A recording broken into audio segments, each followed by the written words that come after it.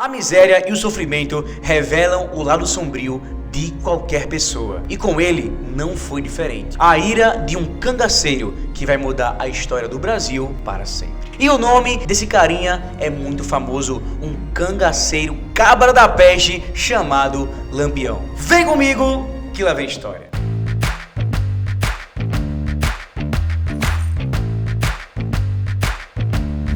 Fala galera, tudo certinho da paz? Professor Elias Ferreira na área em mais uma aula incrível para falar com vocês sobre Lampião e a história do cangaço brasileiro. Mas como de costume, antes de iniciarmos essa história, eu preciso te fazer aquela perguntinha. Você quer fazer parte da história desse canal? É bastante simples, dá aquele joinha, curte, comenta, compartilha e ativa o sininho. Sabe por quê? Porque tem muita história chegando por aí. Então pessoal, hoje falaremos um pouco sobre a história de Virgulino Ferreira, mais conhecido popularmente como Lampião. Antes de tudo, precisamos compreender sobre o cangaço brasileiro. O cangaço brasileiro vai ser um movimento de caráter banditista ou inicialmente de caráter social. Como todos já sabem, a República inicia no Brasil em 1889, um ano após a abolição da escravidão. Quando a República inicia, os olhos do governo federal do Brasil não estavam para o Nordeste, Os olhos do governo federal estavam tão somente para Minas Gerais, São Paulo e, claro, o Rio de Janeiro. Então isso foi transmitindo uma espécie de revolta do povo brasileiro, principalmente o povo do Norte e Nordeste do Brasil, contra o atual governo vigente naquela época. Esse conceito do cangaço vai existir principalmente nas partes interioranas do Brasil, como o mais conhecido, o sertão baiano e o sertão pernambucano. Essa parte que envolve o distanciamento das capitais é bastante simples. No interior, naquela época, em tese até hoje, existe um governo baseado nas famosas trocas de favores. Como assim? O policial não trabalha na prática para o Estado. Ele trabalha em prol de uma família que é rica, que é dona de terra. Então, a política brasileira pós-final do Segundo Reinado e início da República estava embasada nisso. Inclusive, tem uma aula massa sobre Getúlio Vargas, explicando a política brasileira antes da ascensão do Getúlio aqui no Brasil, tá? Então essa troca de favores, esse jogo do toma lá da cá, faz com que os ricos perpetuem a pobreza e os pobres perpetuem a miséria. Dentro dessa miséria é que vai nascer o nosso personagem principal, um homem chamado Lampião. Vale ressaltar, quem criou o cangaço foi Lampião, professor? Não, ainda não. Existem diversas teorias historiográficas quanto a isso. Uns falam que foi a ascensão do Lampião foi o principal, outros falam que foi o Zé Barbicha, mas o ponto principal na história é que um homem chamado Cabeleira é que deu origem ao cangaço brasileiro, tá? Inicialmente na infância, ou por ali próximo da juventude, Virgulino Ferreira vai ver o seu pai sendo assassinado por uma volante. Professor, o que é volante? O volante eram como eram chamados os policiais. Volante, macaco, enfim. Então esses policiais vão tomar partido, pasmem, de uma família que estava brigando com os familiares de Lampião. E nessa intriga de família, os policiais tomam partido da família que ia de encontro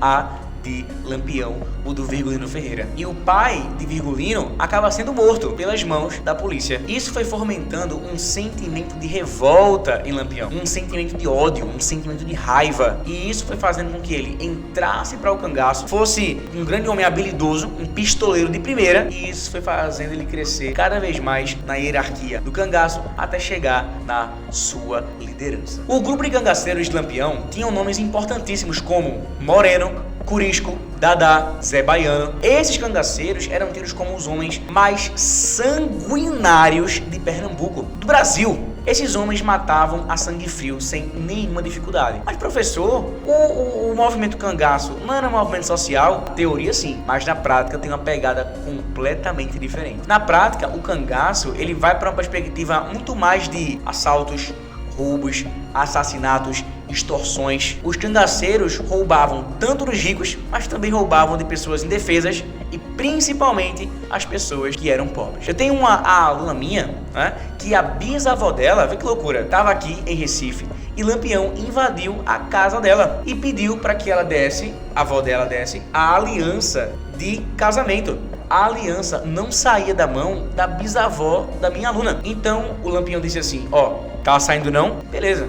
Arrancamos o dedo dela sem nenhum problema. Vê que situação louca. Então as crueldades de Lampião, do cangaço e do seu bando tinham uma desculpa moral, mas em tese não tem desculpa nenhuma a assaltar os pobres, transmitir morte e extorsões em prol do seu próprio benefício. Existia no cangaço brasileiro um homem também chamado Zé Baiano, um carinha muito louco e extremamente malvado, ruim, sanguinário. Toda vez que Zé Baiano tinha relações sexuais com mulheres ou encontrava com mulheres que ele tinha uma afeição muito forte por ela, ele fazia o seguinte: tinha relação sexual com aquela senhora, com aquela mulher em si, e se ela não quisesse, estuprava a mulher sem nenhum problema ou dificuldade. E para finalizar, o mais louco de tudo, ele pegava um ferro quente com as iniciais do seu nome e colocava ou na parte íntima da mulher, ou na coxa, ou no rosto, as iniciais do seu nome, para dizer, sabe o que?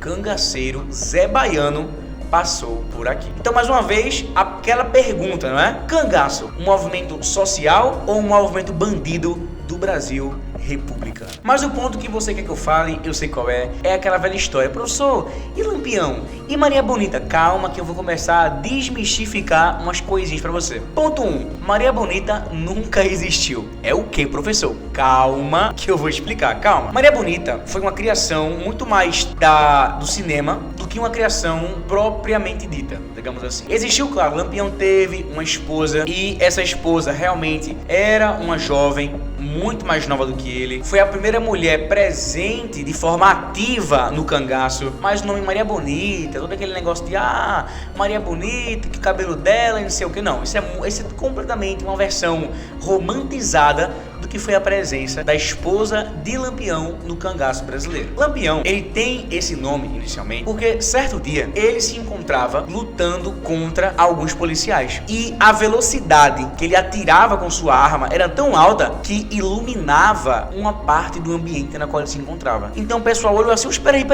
esse bicho atira muito rápido, velho, olha a espingarda dele, parece um candeeiro, parece um lampião. Lembrando, lampião eram as antigas lamparinas existentes no sertão para iluminar o caminho durante a noite. Mas como nada dura para sempre, o governo, ou a tentativa de Lampião de conquistar o sertão brasileiro ou Nordeste, teve de acabar. O governo federal, já em 1938, Vargas transmite uma fala assim: ó, pessoal, vocês vão agora acabar com o pensamento do cangaço, com o governo, com a tentativa desse tal de Lampião. Acabem com ele agora. Lampião, ele tinha muitas mandingas.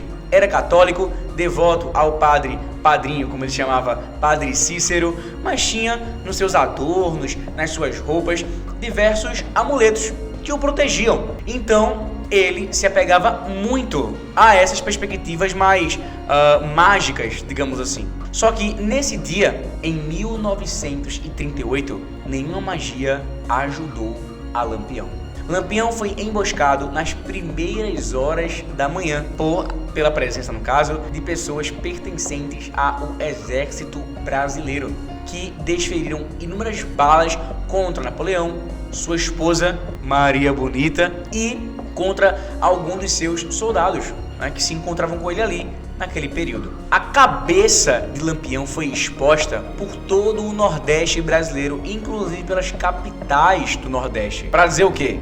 Quem mexe com o governo, por mais que tente até o máximo, esse será o seu fim. E assim foi o fim de Virgulino Ferreira, o famoso Lampião. É isso aí, pessoal. Espero que vocês tenham gostado muito dessa aula. E para não fugir do costume, não esquece de deixar o teu joinha, se inscrever e ativar as notificações. Sabe por quê? Tem muita história massa chegando por aí. Um cheiro, um beijo, tamo junto. Tchau, tchau.